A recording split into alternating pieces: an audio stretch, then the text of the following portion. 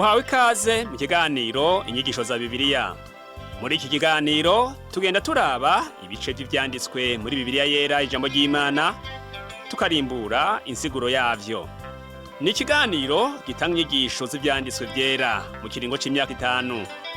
Inyuma y'icigwa turaguha inomero woturonderako igihe wogira ico ugomba guterera canke kubaza. Kaze twumvirize kandi twigishwe.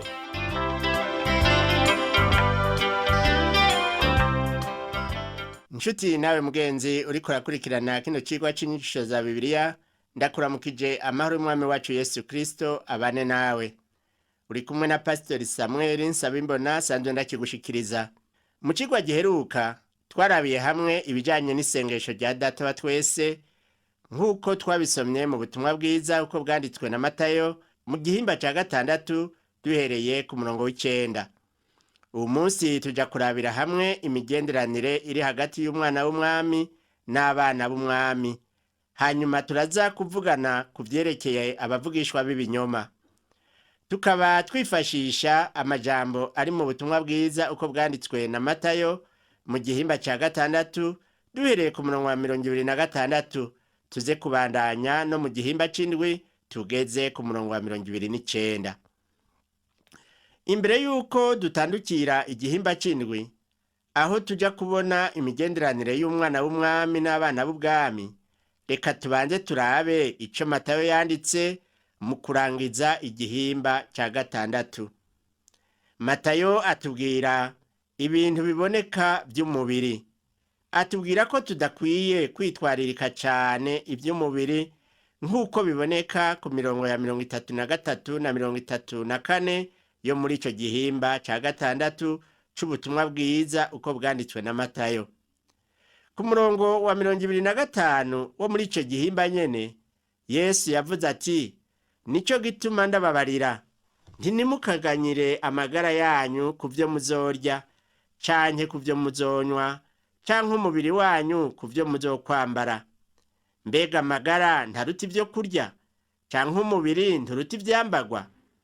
Ku murongo wa 26, umwami Yesu yabandanije avuga ati, nimurabe ibiguruka vyo mu kirere, ntibibiba, ntibishwabura, kandi ntivyimburira mu bigega, ariko so wo mw'ijuru arabitunga.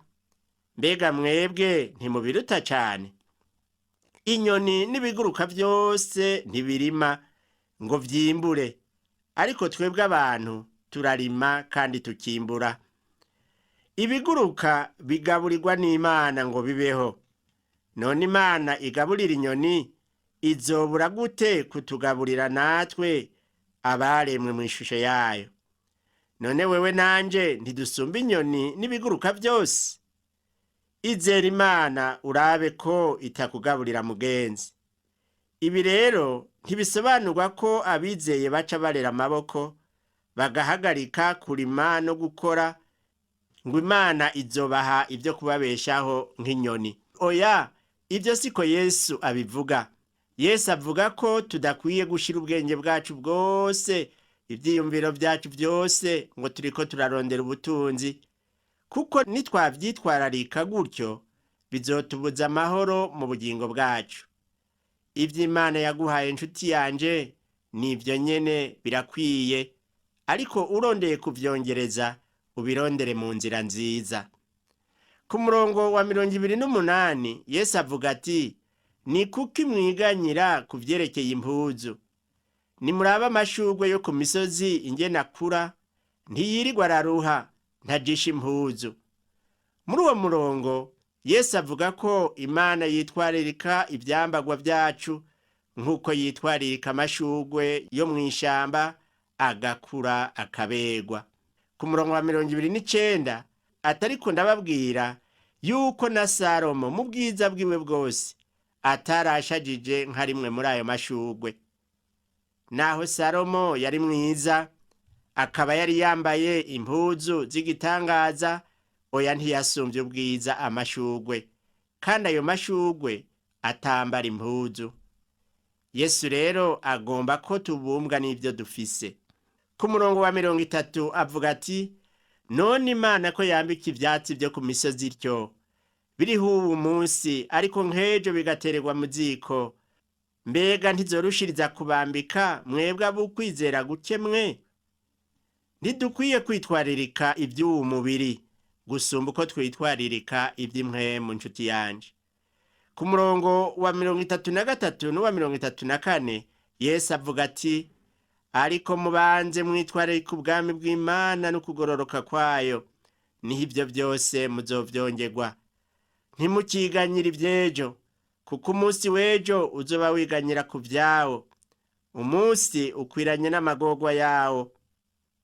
Yesu atwemeza ko Imana izotubungabunga gusumba uko itunga inyoni n'ibiguruka mu kirere. Igikuru ni ukubanza kwitwararika ubwami bw'Imana. Niwagira Yesu wa mbere ga nshuti yanje mu bugingo bwawe, ntuzobura ico wambara, ntuzobura ico ufungura. Imana izohezagira ibikorwa by'amaboko yawe. Reka ubu naho dutandukire igihimba c'indwi, twumve ico hatubwira kijanye no guhinyurana.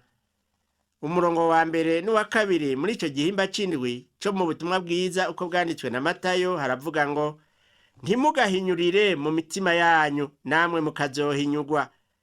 Kuko uko muhinyura abandi, ariko muzohinyurwa namwe, kandi ingero mugeramwo muzoyigererwamwo namwe. Iyi mirongo abatari bake bayisobanura ukutariko. Guhinyurana bishobora gusobanurwa guhitamwo, gutandukanya, gutsindisha, kwihora canke kwagiriza.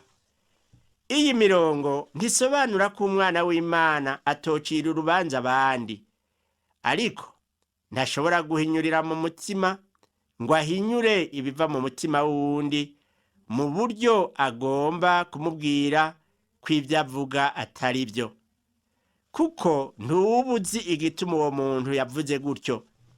Twebwe rero ingorane zacu tubona iby'inyuma ku mubiri, ariko ntitubona ibiri imbere mu mutima. Imana ntitubuza guca urubanza dukurikije ibyo tubona ko ari bibi. Nico gituma igihe ugomba gucira umuntu urubanza, ukwiye kubanza kuraba ko ibyo uvuga ari iby'ukuri. Hari abavuga utujambo two gutyoza umuntu, bakamuvuga ko ibintu atari byo. Yesu rero avuga ati, niwacira urubanza mugenzi wawe umwagiriza ibitari byo, nawe uzociga urubanza. Ibi rero nivyo Yesu yagomba kuvuga muri uwo murongo. Umurongo wa gatatu, Yesu abananya avuga ati, urabira iki akabango kari mu jisho rya mugenzi wawe, ariko ntubone ikigiga kiri mu jisho ryawe. Yesu agereranya akabango gatoya kari mu jisho rya mugenzi wawe n'ikibango kinini kiri mu jisho ry'iwawe. Ikibango kinini canke ikigiga Yesu avuga ni umutima wo gukengerana no gucira urubanza umuntu ku vyo akora. Ico kigiga kiri mu jisho ry'uwacira abandi urubanza gituma atabona ibiri mu jisho rya mugenzi we, kuko hari akabango gatoya. Akabango Yesu avuga rero ni icaha, ikigiga naco ni ibyaha. Umurongo wa 4 n'uwa 5 iravuga ngo, ni Yesu abandanya kuvuga ngo, wobwira ute mugenzi wawe utizana ngo utosore akabango kari mu jisho ryawe, nawe ufise ikigiga mu jisho ryawe? Wandyarya we, banza ukure ikigiga kiri mu jisho ryawe, uheze ubone neza gutosora akabango kari mu jisho rya mugenzi wawe. Kwagiriza abandi icaha ni ikintu umuntu wese ategerezwa kwitondera, ariko kandi ushobora gucira urubanza abantu uravye ivyamwa bama. Ivyamwa umuntu yama nivyo bituma umenya ko ari umukristo canke ko atari we. Umurongo wa 6 wo muri iki gihimba c'indwi, Yesu yatubwiye amajambo akomeye ati, ivyera vy'Imana ntimubihe imbwa, canke imaragarita zanyu ntimuziterere ingurube, kugira ngo ntizizihonyange n'inzara zazo, maze zikabahindukirira zikabatabagura. Hano dukwiye kumenya imbwa n'ingurube umwami Yesu avuga izo arizo. Yesu ntavuga ibikoko vy'amaguru ane na gatoya. Ivyera vy'Imana ntimukabihe imbwa canke imaragarita zacu ngo tuziterere ingurube. Hariho ibihe n'ibibanza atari vyiza kuvugiramwo amajambo. Aho rero ukwiye kumenya ico ufata n'ico ureka. Igihe ushitse ahantu hameze nk'aho, ijambo ry'Imana ntirikwiye kuvugirwa ahariho hose. Rikwiye kuvugirwa ahantu hisoneye, ahantu ryakirwa neza. Mbega ugiye gusigura ijambo ry'Imana nko mu kabare bariko barayogora batukana mu mboregwa, wibaza yuko izo mboregwa zokizwa kandi atabwenge ziba zikigira? Ico nico Yesu yariko aravuga ati ivyera vy'Imana ntimukabihe imbwa. Aha rero si ukuvuga yuko imboregwa zidakwiye kubwirwa ubutumwa bwiza, ariko ukwiye kuraba igihe ciza co kubibabwira. Hano rero hacaba habaho ikibazo, kuko ubwa mbere twabonye ko tudakwiye gucira urubanza abandi. Aho naho tubonye ko dukwiye gucira urubanza abandi. Ariko rero mu mirongo ikurikira Yesu atubwira ico dukwiye gukora, n'ugusenga mu bihe nk'ivyo. Umurongo w'indwi n'uw'umunani iravuga ngo ni Yesu n'ubu abandanya kuvuga ati musabe muzohabwa, murondere muzoronka, muramutse muzokugururirwa. Kuko usaba wese ahabwa, uwurondera aronka, uwuramutsa yugururirwa. Uburyo bwo kubana n'abandi bantu b'iyi si ni ingorane ikomeye ku mukristo. Hari abadutuka, hari n'abatwanka, hari abagomba ko tubafasha kandi tutabishobora, hari n'abagomba kutugirira nabi. Umukristo aba mu bantu nk'aba.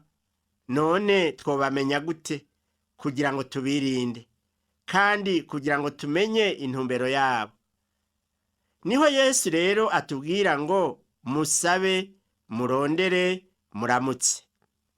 Ibi rero vyerekana izo ngorane umukristo abamwo muri iyi si. Hari umupasitori umwe yari afise ishengero, ahantu yagenda iminota nka 30 n'imodokari yiwe avuye imuhira. Igihe cyose yagenda ku rusengero yamahwana n'abantu bashasha, canke agasanga abantu bashasha baje ku rusengero. Rero igihe cyose imbere yuko agenda yamasaba Imana ati, Mana ndagusavye unyereke ingene tuvugana n'umwe wese muri barya abantu. Abantu bamwe barashima kumufasha, abandi nabo bagomba no kumwica. Ariko rero uwo mupasitori ntiyamenya ngo naka ameze gutya canke ngo naka wundi afise umutima wo kungirira neza canke kungirira nabi.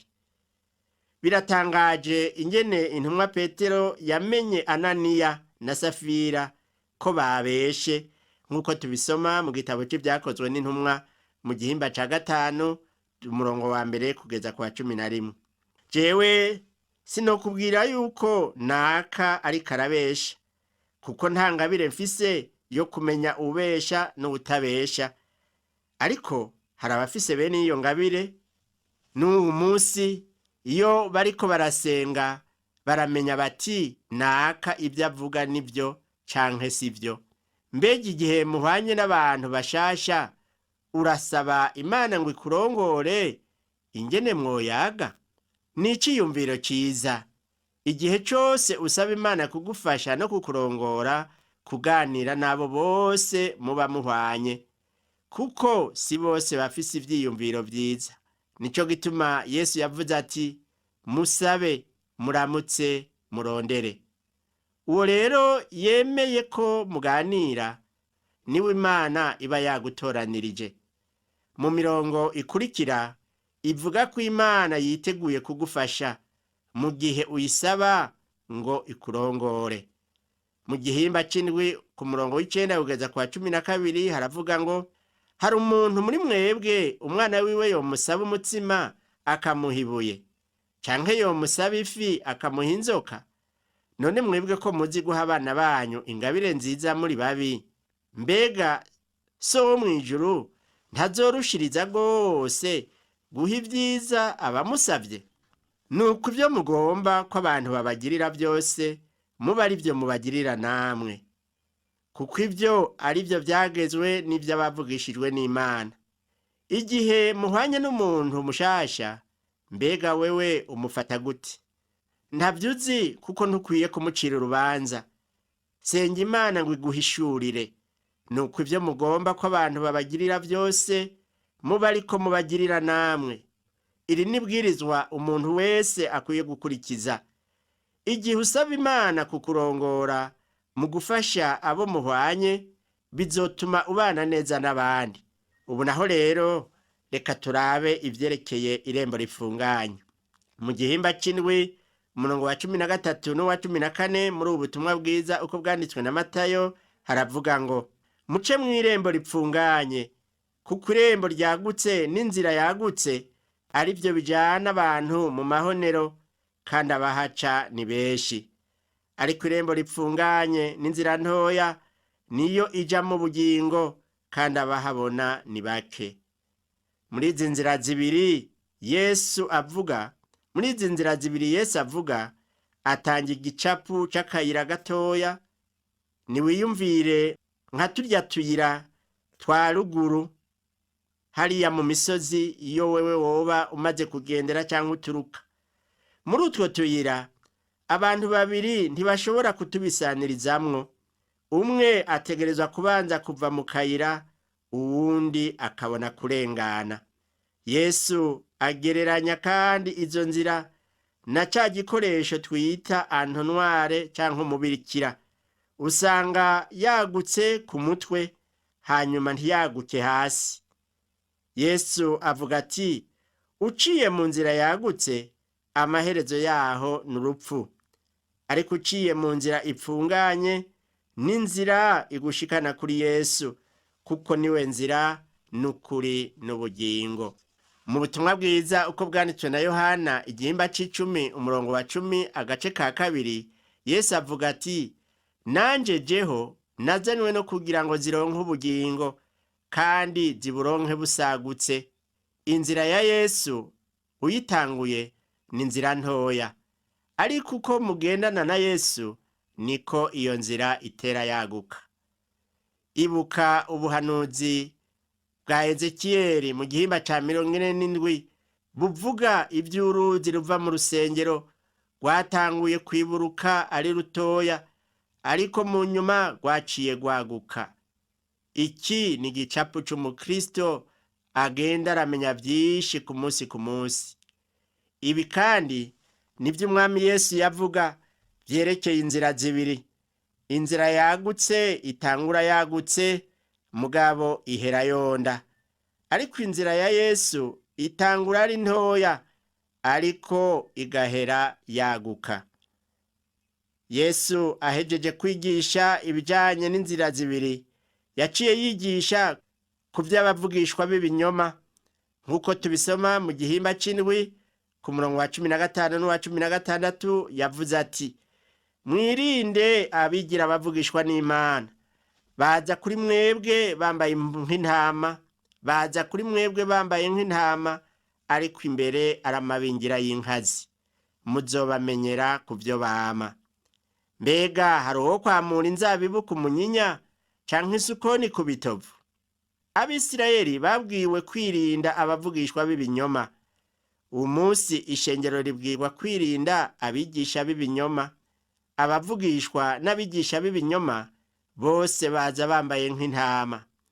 Petero niwe yavuze ati, ariko harabigira abavugishwa n'Imana, kandi mu bwoko bw'Abisirayeli nk'uko muri mwebwe hazoba abigisha b'ibinyoma, bazozana inyigisho mu mpisho zirema ibice, zitera guhona, bazokwihakana na shebuja yabaguze, bihamagarire guhona gutebutse.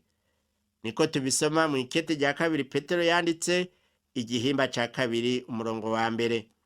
Kugira ngo tumenye abigisha b'ibinyoma, tubamenyera ku vyo bama. Nico gituma dukwiye kuraba ubugingo bwabo, ibyo bakora n'ibyo bama, kugira ngo twumve ibyo batwigisha. Ku murongo wa 21 Yesu abandanya kuvuga ati, umuntu wese amvumereza ati mwami mwami, si wazokwinjira mu bwami bwo mw'ijuru atari uwukora ibyo data wo mw'ijuru agomba.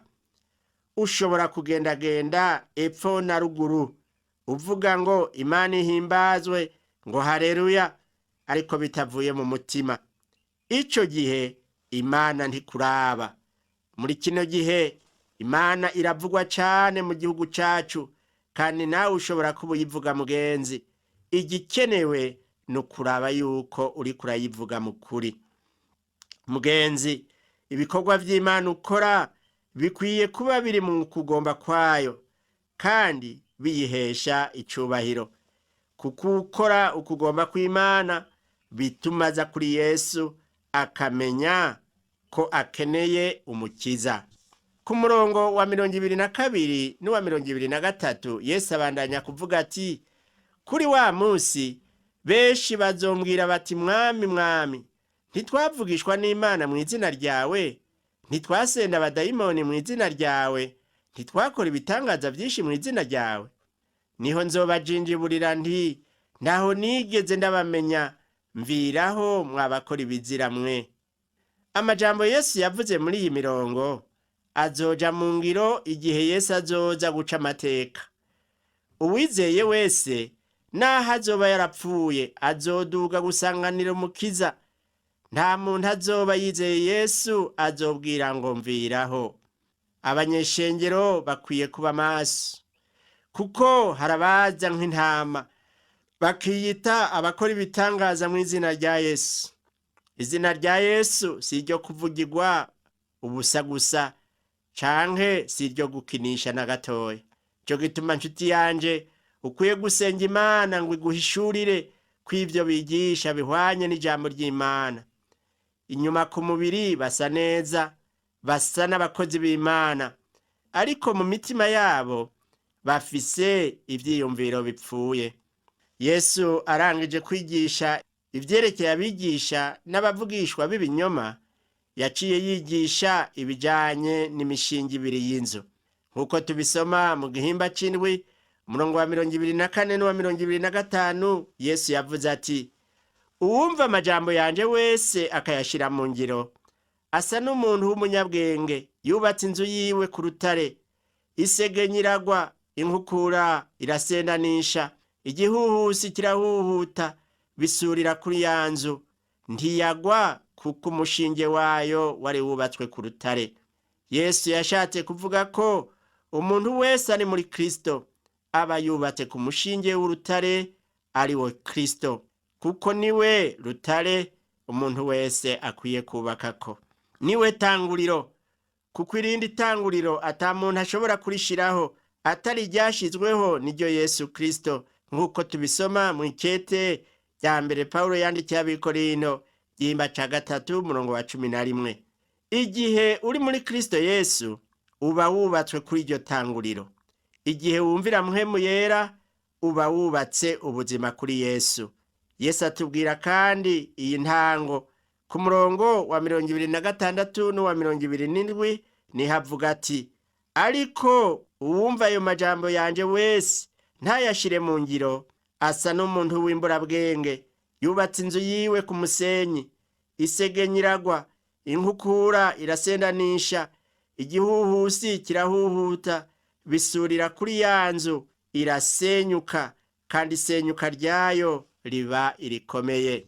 Nshuti yanje, Imana idufashe tumenye ingene twubaka kuri iryo tanguriro. Mbega ubona umusenyi Yesu avuga ari uwuhe? Ni inkomezi n'ubwiza bw'umwana w'umuntu n'akameremere kiwe ka kera. Ibyo nibyo ari umusenyi uvyubatse ko inzu yiwe irasenyuka. Nshuti yanje mugenzi, ukeneye ikintu gisumba ibyo akameremere gatanga. Matayo rero yarangije iki gihimba avuga ati, Yesu arangije ayo majambo yose, ishengero ritangazwa n'inyigisho ziwe, kuko yabigisha nk'ufise ububasha, ntase n'abanyabwenge b'ivyanditswe babo. Niko tubibona ku murongo wa 28 n'uwa 29. Yesu yari umwigisha abantu bose bashima, kuko yigisha nk'ufise ububasha. Ntiyasubiramwo ivyo yavuze ubwa mbere. Wewe nanje mugenzi, dukwiye kumenya ko ataco twokwigisha atari ijambo ry'Imana rifise ububasha, kandi tukaryizera. Uwu munsi ubutumwa dukwiye kwigisha n'ubutumwa bw'agakiza. Ubutumwa bw'agakiza nabwo bufise ububasha bwo guhindura benshi.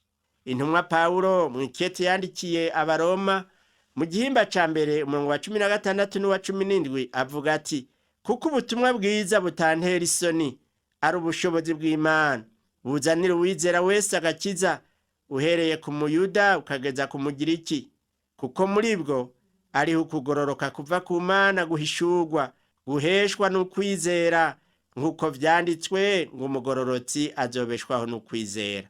Mugenzi wanje, uhamagarirwa kwizera Yesu Kristo kugira ngo ubeho ugororotse, ari naco gituma ukwiye kwama umusaba ngo akurongorere mu nzira yiwe nziza. Reka rero turangize kino cigwa cacu dusenga kugira ngo ubwo burongozi bwa Yesu Kristo budushikeko dukore ivyo agomba. Mana Data wa twese uri mu ijuru, turagushima yuko ijambo ryawe ari ryo murongozi kandi ni ry'ukuri. Mwemu wawe yera niwe ashobora kuturongorera muri iyo nzira yo mu ijambo ryawe. Nguyu umuntu wawe ahejeje kumva kino cigwa, arumvise inzira ibereye iyo ariyo. Ndamusengeye kugira ngo ahitemwo neza Mana guca muri iyo nzira ipfunganye, kuko iherezo ryayo ari ubugingo budashira. Ntabandanye guca mu nzira yagutse ngo nuko yoroshe, kuko iherezo ryayo rijana mu rupfu. Ndamusengeye ahitemo kwakira Yesu nk'umwami n'umukiza, hanyuma azobane nawe mu bwami bwawe bwo mu ijuru. Ndabisavye mu izina ry'uwo Yesu Kristo umwami wacu, amen. Umwami wacu Yesu Kristo aguhezagire, naho ubutaha.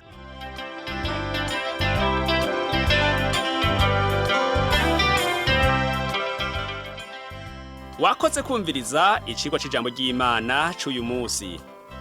Ushobora kumviriza n'ibindi biganiro by'inyigisho za Bibiliya, canke ukabikwega kuri uru rubuga rwa interinete rukurikira: http utuburungu tubiri uturongo tubiri duhengetse ttb akaburungu twr.org. Ushobora kumviriza ikiganiro cyo muri iyi ndwi, canke ugafyonda ahanditswe ngo rondera ukurikije itariki kugira ngo wumvirize ikiganiro camaze kurengana. Ushobora no gufyonda ahanditswe ngo rondera ukurikije ivyanditswe kugira ngo wumve ibiri muri ico gice c'ivyanditswe vyera ugomba. Ufise ico wunganira canke ubaza, twandikire. Email ni twr@gmail.com. Ushobora kandi kudusanga kuri Facebook yitwa Burundi. Ushobora no kutwakura kuri telefone yo mu biro. Inomero ni 22 24 26 57 mu masaha y'akazi. Canke kuri telefone ngendanwa, inomero ni 69 67 12 77 79 74 19 93. Udusanga kandi kuri Whatsapp, nimero ni 79 38 71 99. Yesu aguhezagire.